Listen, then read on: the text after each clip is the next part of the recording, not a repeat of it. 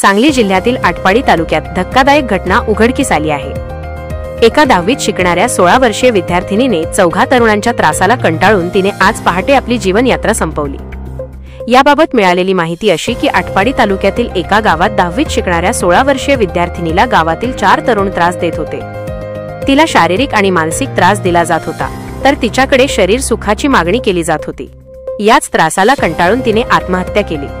धक्कादायक म्हणजे यातील एकाने तिच्यावर बहिणीच्या समोरच बलात्कार केला होता। या प्रकरणी चौघांवर पोलीस ठाण्यात गुन्हा दाखल झाला असून पोलिसांनी दोघांना अटक केली आहे। दरम्यान यातील एकाला संतप्त ग्रामस्थांनी बेदम चोप दिल्याने त्याच्यावर सांगलीत उपचार सुरू आहेत, तर दोघे पसार असून त्यांचा शोध पोलीस घेत आहेत। या घटनेच्या निषेधार्थ ग्रामस्थांनी कडकडीत बंद पाळत निषेध नोंदवला असून पोलिसांच्या भूमिकेबाबतही ग्रामस्थांनी रोष व्यक्त करत दिवसभर पोलीस ठाण्यासमोर तळ ठोकला होता। याबाबत पोलिसांनी दिलेली माहिती अशी की पीडित मुलगी तालुक्यातील एका गावात कुटुंबासोबत शेतात राहत होती। ती गावातच माध्यमिक शाळेत 10वी मध्ये शिकत होती, पण गेल्या काही दिवसांपासून शाळेला येता आणि जाता राजू गेंड, रामदास गायकवाड, रोहित खरात सर्व राहणार करगणी आणि अनिल नाना काळे राहणार बनपुरी हे तिचा पाठलाग करत होते। तिला शारीरिक आणि मानसिक त्रास देत होते, तसेच घरच्या मोबाईलवर फोन करून त्रास दिला जात होता, त्यामुळे ती अस्वस्थ होती। यातील राजू गेंड हा तिच्यावर दबाव टाकून शरीर सुखाची मागणी करत होता। तिने अनेकदा धुळकावली होती।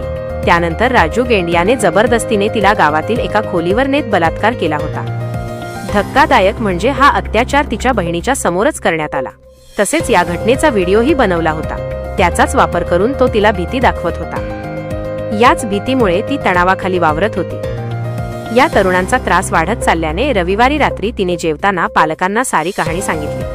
त्यानंतर पोलीस ठाण्यात गुन्हा दाखल करण्याचे ठरले होते, पण आता तक्रार देण्याच्या आधीच तिने गळफास घेऊन आत्महत्या केली। घटनास्थळाला पोलीस निरीक्षक विनय बहिर आणि पोलिसांनी भेट देऊन पंचनामा केला।